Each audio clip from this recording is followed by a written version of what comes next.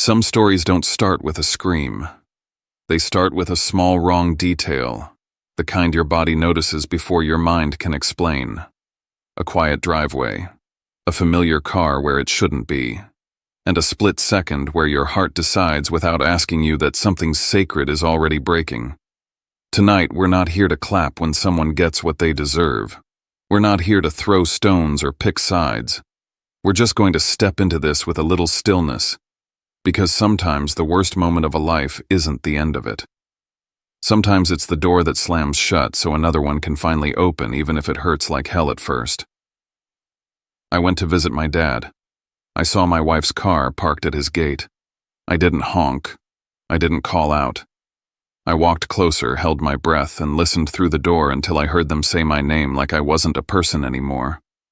What they said didn't just wound me. It rewrote my past, threatened my child's future, and forced me to choose stay quiet and lose everything, or finally fight for what's mine. Stay with me. Before I share the story, I want to know you are here with me.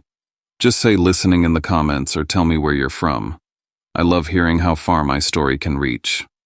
Sometimes even the smallest connection can make a story feel heard. Thank you. And if you've ever been blindsided by the people you loved most, please subscribe because stories like mine don't end when the door closes. My name is Blaze Calder. And now, let me tell you everything. It had been 3 weeks since I last visited my dad's place out on the edge of Cedar Bluff. Evan had brought it up that morning at breakfast, said he missed Grandpa's workshop and the way the old tractor smelled like the inside of a metal dragon. That's how he put it.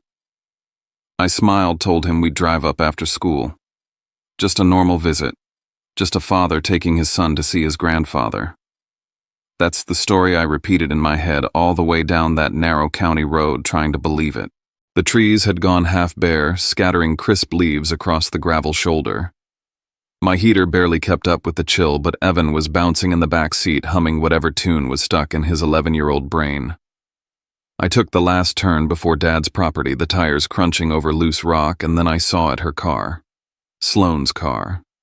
It was parked close to the house, right beside the rusted shovel Gordon always leaned against the porch railing. Her powder blue SUV, spotless, the dream catcher she insisted on keeping dangling from the rear view, swaying slightly in the wind. The sight of it stopped me cold. My hands went stiff on the wheel. Every instinct I had screamed that something wasn't right. I didn't honk, didn't call, didn't text. I backed up and turned into the brushy pull-off a few yards back, killed the engine. Evan leaned forward between the seats, peering through the windshield. "Is that Mom's car?" he asked. "Yeah," I said after a moment. "Let's be quiet, okay, bud?" He nodded, sensing my tone. I helped him out of the car, gestured for him to stay close, and led him around the house's left side through the overgrown patch beside the shed. I knew this path well. It was the one I used to sneak out when Dad's temper got dangerous. Today I wasn't sneaking out. I was sneaking in. The gravel shifted beneath our feet. Evan didn't speak. He just clutched my hand tighter. We reached the back steps where the wooden porch creaked with age. I guided Evan down beside me and placed my ear gently to the faded redwood of the back door. Voices. I heard her first. Sloane. Blaze always panics, she was saying, voice low but sharp. He twists everything. That man lives in a storm of his own making. Then came Gordon. His voice rough as unfiltered bourbon slid through the wood like smoke. He was always that way. Couldn't handle pressure if it crawled up and kissed him on the mouth. They weren't arguing. They weren't whispering. They were comfortable. Like two coworkers discussing quarterly metrics, except the numbers they were crunching were my life. I didn't speak. I didn't breathe. I just listened. "Insurance money's nearly gone," Sloane said flatly. I stretched it, made it look good. "But we need the next step or we're stuck. Insurance. My mother's policy." Gordon's voice dropped to a near growl.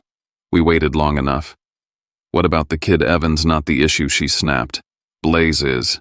He still thinks he has control. Control." I felt my knees press harder into the wood. "Just keep poking the therapy angle," Dad muttered. "You got him to sign enough paperwork. Let the court see he's unwell, emotional, overwhelmed. I've got logs. Screenshots. Notes from that counselor he saw twice. Sloane's voice chilled. I told him to keep going. He refused. That works in our favor.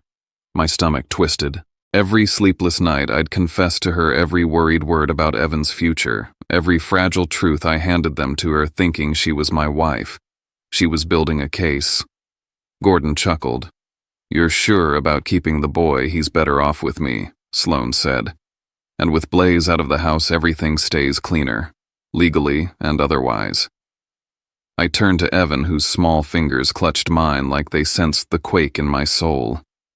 He didn't understand the words, but he understood the air. I couldn't let him hear more. We crept back the way we came, each step on the gravel louder than the last inside my pounding head. I buckled Evan in. Drove. I don't remember the road, don't remember the town. But I remember this.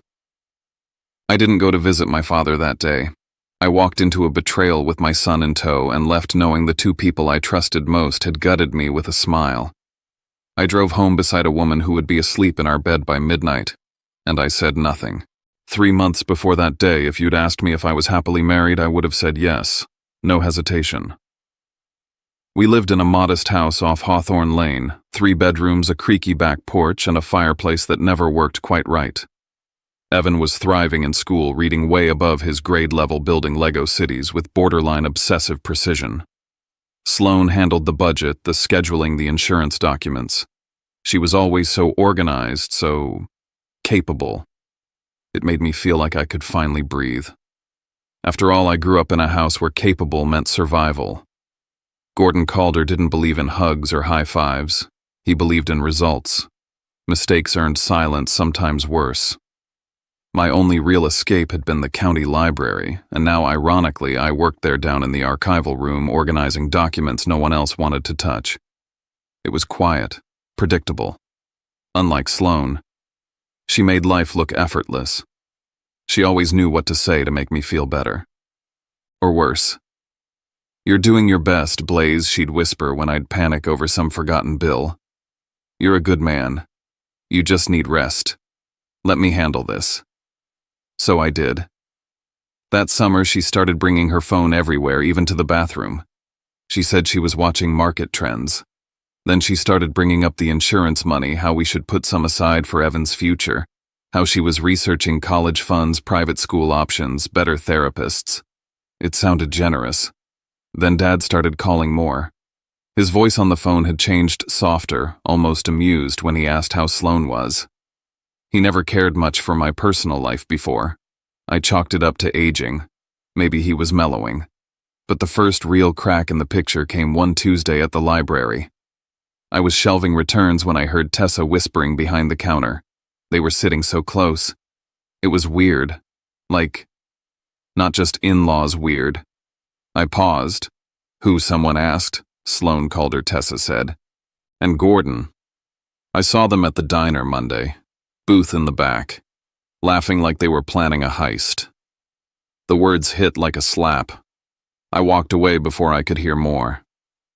Later that day, Mabel, my supervisor, offhandedly mentioned, Your dad seems more social lately. Never saw him at the diner much before.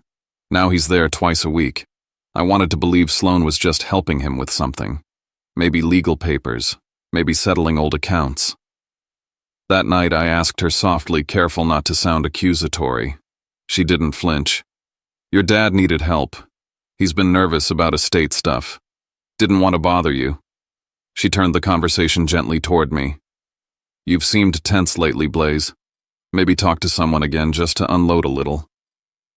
I nodded, because I did feel tense, like I was always one wrong word away from being misunderstood.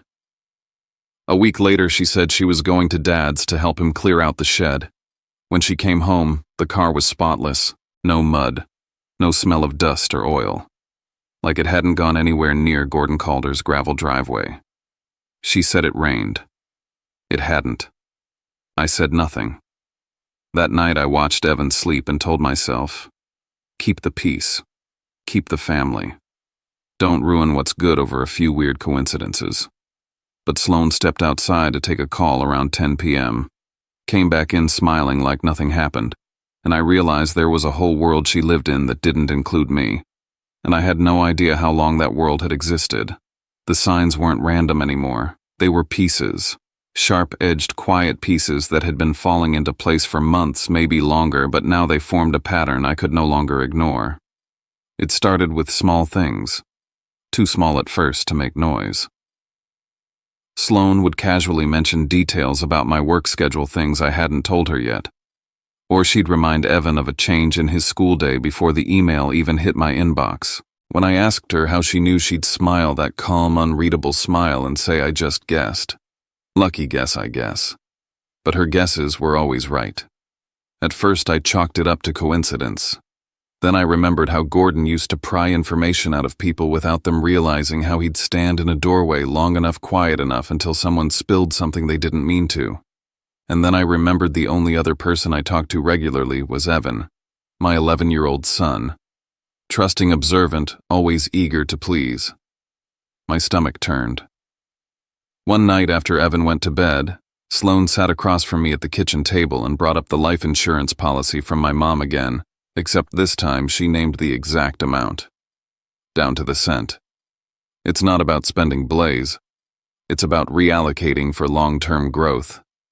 I've been looking into high-yield accounts, maybe even early trust options for Evan. It wasn't what she said. It was how she said it, so polished, like she'd rehearsed it. Like it wasn't the first time she'd explained this to someone. "You remember that form you signed last month," she added. "The bank needed it for authorization." I nodded slowly, ice settling in my spine. I remembered signing something. A thick white envelope she handed me in the middle of a hectic Tuesday, saying it was a document for refinancing strategy in case interest rates spiked. I'd signed it because I trusted her, because I didn't want to start another fight. Now I wasn't so sure what I'd signed. I tried to approach it sideways. The next morning, I casually asked her if she'd seen Gordon recently. She didn't flinch. "He called about helping with some paperwork," she said, brushing crumbs off Evan's shirt as if we were discussing the weather.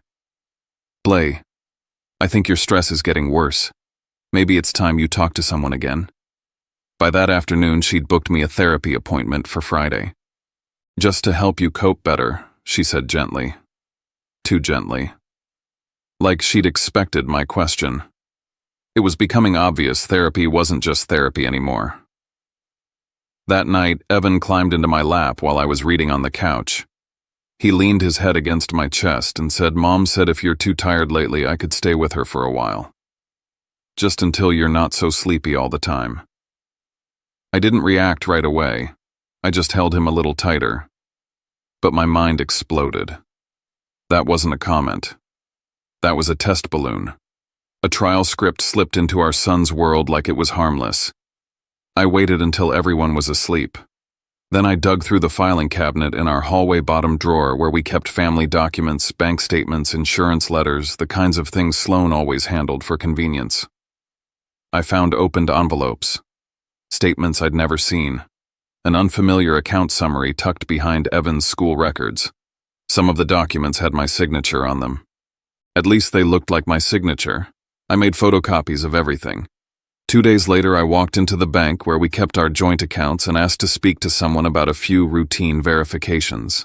I kept my voice casual, light, no accusations. The woman at the desk, Marion Holt, her name tag read, smiled and pulled up our records. "Looks like these were already authorized," she said, scrolling through a screen I couldn't see. "We have signed permission from both parties here. Let me know if there's anything that needs to be updated." I thanked her. I asked for a printed record of the authorized transactions. She handed it to me without blinking.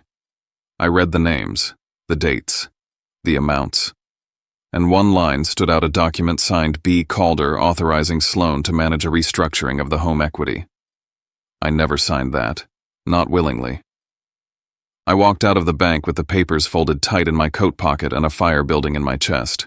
That evening, I went to the library, logged into one of the public computers, and searched everything I could find on legal custody, marital fraud, and digital forensics. I read articles about contested signatures, cases of manipulated therapy records, steps to freeze joint accounts, and how to prepare silent evidence. I made notes, bullet points, steps. This wasn't paranoia anymore. This was war. That night, after Evan was asleep and Sloane was watching TV in our bedroom, I stood in the kitchen drinking cold coffee and staring at nothing. If I confronted her now, she'd shut it down. She'd hide everything. She'd rewrite the narrative. But if I played the role the agreeable husband, the anxious dad, the cooperative patient, I could document everything. Quietly, methodically. I looked through the pass-through into the living room and watched her laugh at something on her phone. She didn't even know I was there. So I made a promise to myself from now on I would be invisible, but I would see everything. The next morning I woke up before the sun and outlined my strategy on the back of Evan's old math notebook. I called it my containment plan. Rule 1. Never confront directly. Rule 2. Never accuse without evidence. Rule 3. Never let her see me watching. I listed the 4 domains of risk, finances, property custody, and mental health records. I gave each one a code color. I needed to think like a stranger looking into my life. I needed to see how I was being framed and how to unframe it. That afternoon, I drove to Cedar Bluff Office and Supply. I bought 2 mini voice recorders and a handful of blank micro SD cards. Then I crossed town to an electronics store and picked up a pair of small wireless cameras marketed as discrete home monitors. One was shaped like a USB charger, the other clipped behind a bookshelf. When I got home, I told Sloane I was worried about the break-ins that had been happening nearby. I said I wanted to keep an eye on the hallway while Evan slept. She didn't ask questions. She nodded, poured wine, and said, "You're finally being proactive. I'm proud of you." I almost laughed. That night I suggested something I knew she wouldn't resist. "Why don't we invite Dad over for dinner?" I asked, making sure my voice sounded tired but hopeful. "You've been handling everything lately. Maybe it's time I tried to bring the family closer again."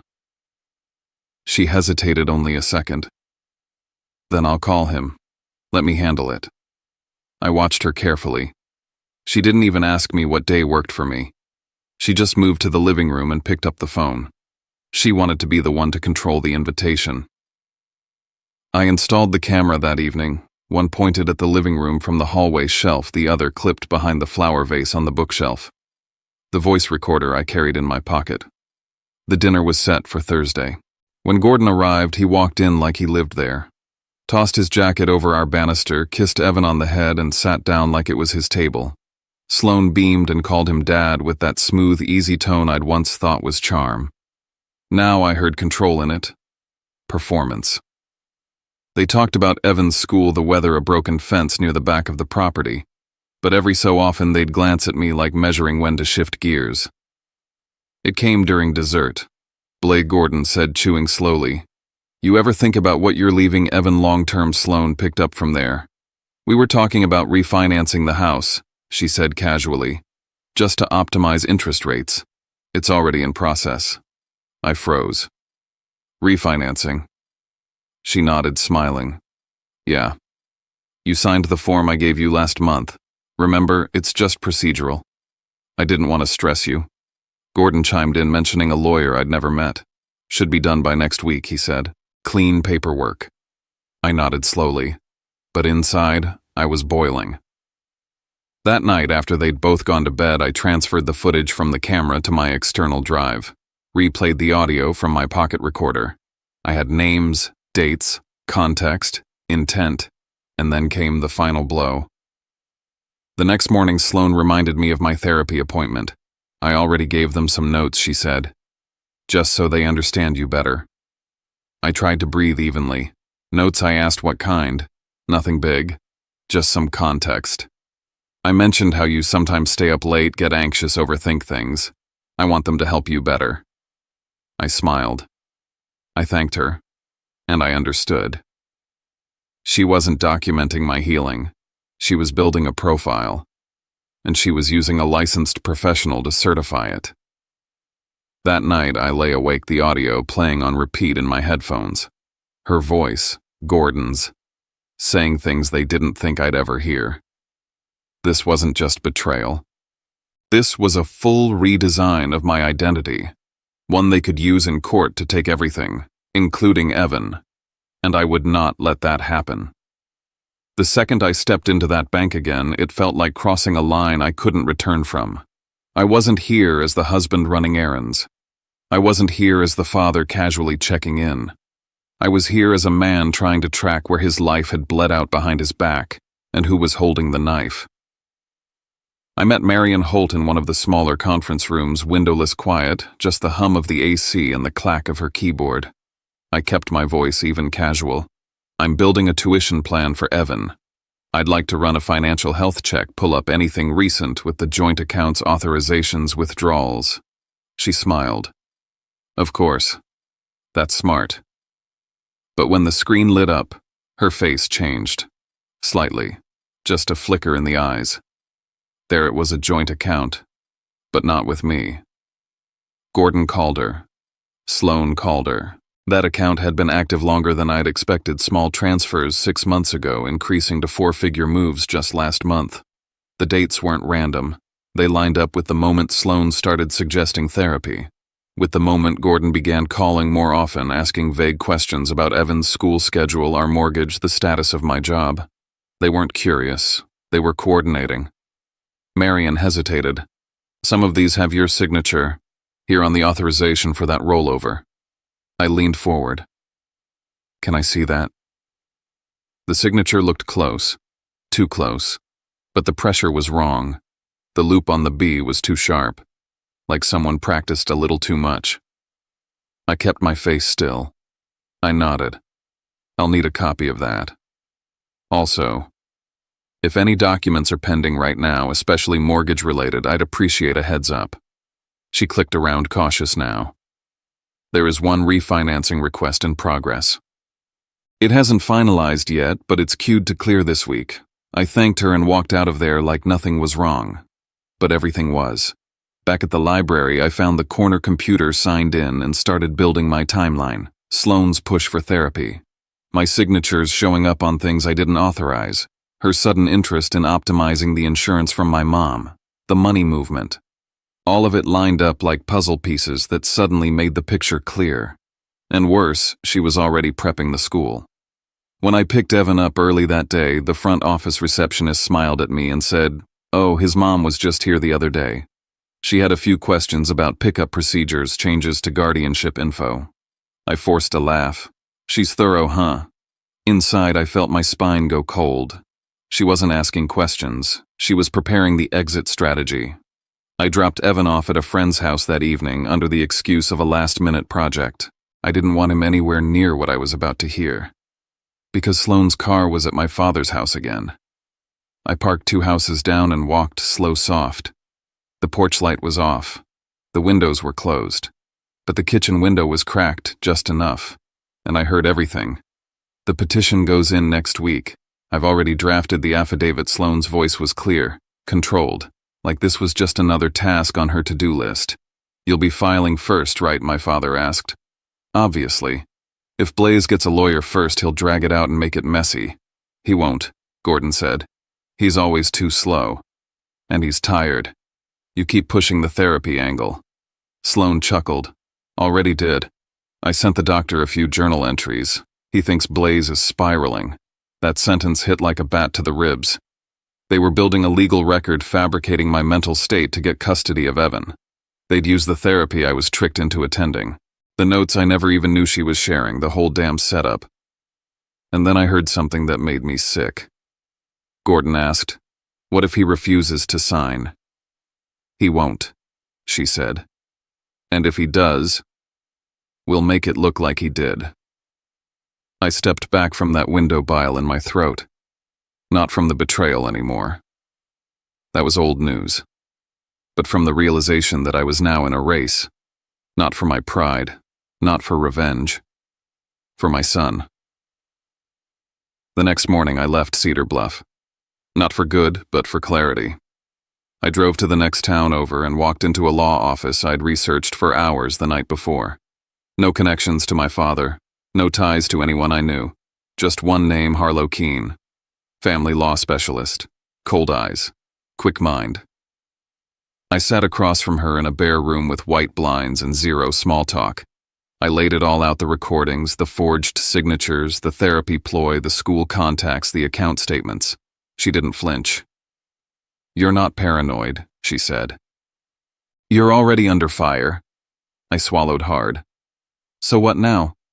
If Sloan files first, she could get a temporary emergency order. Judges don't need much to approve those when it involves a child, especially if she paints you unstable. And if she gets that order, you lose access to Evan maybe for weeks, maybe months. My hands clenched. "So we go first." "Almost," she said. "First, you need credibility. We get statements from the school, documentation from your bank, proof you're Evan's primary caregiver, and we need evidence that your wife is manipulating your medical history for personal gain." I nodded. "I'll get all of it." And I did. I contacted Reese Navarro, a private investigator I'd worked with once years ago through a friend. Discreet, unsentimental. "Follow them," I told him. "Not for affairs, for meetings, for signatures, for legal prep. I want timestamps, photos. Anything that smells like coordinated action." That afternoon, Marion called me from the bank. "There's a refinancing document queued for approval. It's big. And the signature? It doesn't look right." "Hold it," I said. "Whatever you do, don't process that document. Can you freeze it?" "Not without official intervention. Give me 48 hours. From there, it was a sprint. I visited Evan's school and sat with Mr. Adler, the counselor. "I want to file a written note," I told him. "Nothing dramatic. Just a factual record that I'm Evan's daily pickup, that he's stable, that I haven't missed a day in months." Adler agreed. He said Sloan had been by twice asking about policy, inquiring about alternate pickup names. She even asked about psychological resources for Evan just in case, he said. I nodded. "Please don't approve any changes without my signature. Double verification." Then came the moment I'd been dreading. My phone buzzed at 2 a.m. It was an alert from my email, new login from an unknown device. Then another account linked with a device in Cedar Bluff. She'd been watching my moves, reading my emails. She probably knew about the lawyer already. I changed every password, switched devices, bought a burner phone, transferred every file to a drive I kept in my car. From that moment on, nothing digital was safe. That same night, Reese sent me photos, Sloan and Gordon, meeting not just at his house, but at a motel on Route 7, twice in 1 week, once at night, once during work hours. They weren't just co-conspirators, they were intimate. That shifted something in me. This wasn't about money or power. This was about control. They wanted my life, every piece of it, and they'd destroy me to get it. So I baited the hook. The next morning over breakfast, I mentioned offhandedly I got a letter from Mom's old insurance. Said something might have been missed, could be worth following up. Sloan barely blinked. But that night she was on the phone, in the bedroom. Door closed. I sat in the hallway, recorder on. "She said there's more insurance," she whispered. "We should hold off, at least a few weeks." I smiled in the dark. They were greedy, and greed is predictable. The next morning I met with Harlow again. We prepared the emergency filing, the motion to freeze accounts, and the request for custody protection. Everything timed to hit at once. As I drove home, my hands were steady. Tomorrow the war would go public. But tonight I'd watch the house I built, knowing the people inside had no idea how ready I was to burn it all down just to save what still mattered. The morning I filed for divorce, I didn't feel free. I felt cold, detached, like I was stepping into a war room, not a courthouse. But it wasn't rage that pushed me forward. It was clarity. And I knew exactly what I had to protect my son and whatever pieces of myself were still intact. Harlow laid the documents out in front of me with military precision. She'd prepared everything, the timeline, the signatures, the proof of financial fraud, the transcripts from the recordings, the photographs Reese took, even the school correspondence. "If you sign here," she said, "we prioritize custody. But understand, if we don't freeze that refinancing today, you may never see that money again." I looked down at the signature line. My name was already written across too many lies. I wasn't letting Evan be next. We go for custody, I said, but we shut the money down too. She didn't hesitate. Then we need to move. Right now. Just as we were compiling the emergency order, Marion from the bank called. Her voice was tight. The refinancing packet. It's queued to finalize today. All it needs is a digital confirmation, one click, and it clears by 3 p.m. My jaw locked. Can you stall it? I've flagged it under compliance review, but I can only hold that flag until noon. Harlow turned to me. If we miss this window, the money clears into their account. If that happens, we're chasing ghosts. We filed the request for emergency injunction and asset freeze in tandem with the divorce petition. Harlow highlighted Gordon's role, the dual account, the forged signature practices, and the clear attempt to move funds without informed consent. I signed every page with a hand that no longer trembled. Next came the setup for serving Sloan. Harlow timed it precisely lunchtime at her office, where she'd feel safe, maybe even smug. Reese would deliver the documents. Don't go home, Harlow warned me. She's going to hit back hard. Let her think she has control while we cut the strings. But Sloan moved first.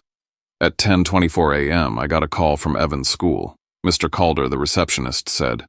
We had a woman come in asking to update the pickup list for Evan. She said she had an emergency and needed him released early. My stomach dropped. Who was she? She claimed to be your wife, but the ID didn't match exactly. I was already in my truck. Don't release him to anyone but me. I'm on my way. When I got there, I saw her. Not Sloan, but her cousin, the one she used to babysit Evan when he was younger. She was trying to fill out the early dismissal form, voice, low eyes, shifty. I stepped in fast. He's not leaving, not with anyone but me. The front desk hesitated, but I pulled out the authorization form I'd filed weeks ago, notarized with Harlow's seal. Dual confirmation required for any changes. I crouched next to Evan, who stood quietly by the wall, his backpack hugged to his chest. You okay, bud? He nodded, uncertain. They said there was an emergency. Not your emergency, I said. Let's go. As we were walking to the car, my phone rang again. It was Cedar Bluff PD. This is Officer Caleb Rourke. Mr. Calder, we've had a report filed today by your wife, Ms. Sloan Calder, stating concern about your mental stability. She's alleging erratic behavior threats made toward her and your son. I closed my eyes. Of course she did. Would you be willing to come in and give a voluntary statement? I'm already on my way. At the station, I handed Evan off to a friend who owed me no loyalty to either side. Then I sat across from Officer Rourke and laid everything out in strategic sequence, no emotion, just the truth, the timeline, the evidence. I started with the joint account between Sloan and Gordon, showed the bank statements, walked him through the refinancing attempt, and handed him Marion's flagged report.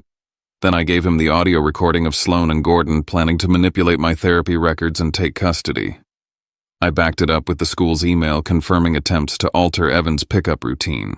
Then I placed the photographs from Reese on the table, Sloan and Gordon meeting repeatedly in private at motels during work hours. This isn't a marriage falling apart, I said. It's a coordinated effort to defraud, manipulate custody, and seize assets under fabricated mental health claims. Officer Rourke leaned back in his chair. We'll need to open a formal investigation. You should, I said. And you should check Gordon's storage unit. That was the last card. Reese had messaged me hours earlier. Found drafts of your signature, practice sheets, printouts, copies of refinance forms, locked cabinet in Gordon's secondary garage, physical evidence, intent, motive. That was the difference between hearsay and charges. By the end of the day, Caleb confirmed the asset freeze order was processed. The refinance was blocked. A formal investigation into fraud and custodial interference was underway. I was advised to relocate Evan temporarily and minimize all contact. They've lost money and leverage, Caleb said. People in that position get reckless. As I left the station, Evan's small hand found mine. I squeezed it like it was the only real thing left in the world. From now on, every step had to be ahead of them. Because I knew this wasn't over. It was only just beginning. The safe house wasn't glamorous, but it had 3 locks on the door, clean sheets, and a coffee maker that actually worked. I set Evan up in the spare room with his sketchbook snacks and a soft explanation that made sense to a 7-year-old. Some adults made choices that weren't okay. Grown-up things. But you didn't do anything wrong. And I'm here. Always. We stayed off the grid. No calls, no texts. Everything through Harlow. Every document now had a chain of custody. Every step was measured. The fallout came fast. Cedar Bluff PD subpoenaed Gordon's storage unit. Inside, they found the proof multiple printouts of my signature-smudged copies of financial paperwork with hand-copied forgeries practice pages, with the loop of my B traced over and over again. There were even post-its needs more pressure too shaky. It was art in the worst way. That evidence combined with the recordings and bank flags pushed the DA's office to act. A no-contact order was issued for both Sloan and Gordon. Any attempt to reach Evan or me would be a violation. Still, they tried. Sloan sent a message through a mutual friend. This doesn't have to be ugly. I ignored it. She knew what she was doing when she started this war. The court date came quick. Harlow pulled every string. Emergency hearing expedited custody request. Inside the courtroom, Sloan looked polished, her hair curled just the way she liked it when she wanted sympathy. Gordon sat stiff beside her like he hadn't just been caught red-handed. I didn't look at either of them. My eyes were on the judge. Harlow laid it all out, the financial fraud, the manipulation of therapy records, the scheme to isolate Evan. She introduced the recordings, the bank logs, the school's confirmation, even a short character statement from Mr. Adler, the school counselor who had documented Evan's stability with me over the past year. Then I spoke. I told the truth. I'd gone to therapy because I believed my marriage was worth saving. But that vulnerability had been weaponized. I hadn't unraveled. I'd woken up. The judge ruled in my favor. Primary custody awarded to me. Supervised visitation for Sloan pending full evaluation. All communication routed through counsel. Any change required judicial review. It wasn't a victory lap, but it was protection. Financially, Marion provided a report showing the full map of withdrawals. Sloan and Gordon had funneled over $42,000 through side accounts masked under property improvements and service fees. The refinance scheme was voided, legally ruled invalid under forgery suspicion. I was offered the chance to sue. I declined for now. What mattered was that Evan had his home, his routines, his life. I used to think the hardest part was finding out the truth. But the truth is just the moment the lights come on. The hardest part is deciding what kind of person you'll be after that. In the end, I didn't win because I was smarter or tougher. I won because I stopped abandoning myself and I kept choosing my son quietly, consistently, even when my hands shook. And maybe that's the gentle thing we can take with us tonight. Sometimes we don't get a clean ending or an apology that heals anything. Sometimes we just get a chance to rebuild with steadier hands. We learn that kindness doesn't mean letting people take pieces of you, and love doesn't require you to stay small to keep the peace. If you've been listening, and you felt even a little seen, I'd love for you to stay with us. Subscribe not as a favor, but as a way to join a corner of the internet where people can breathe, listen, and share without being judged. And if you want to leave a few lines in the comments, where you're watching from, or what part of this story hit you the hardest. I read more than you think. Thank you for being here. Good night, and I'll see you in the next story.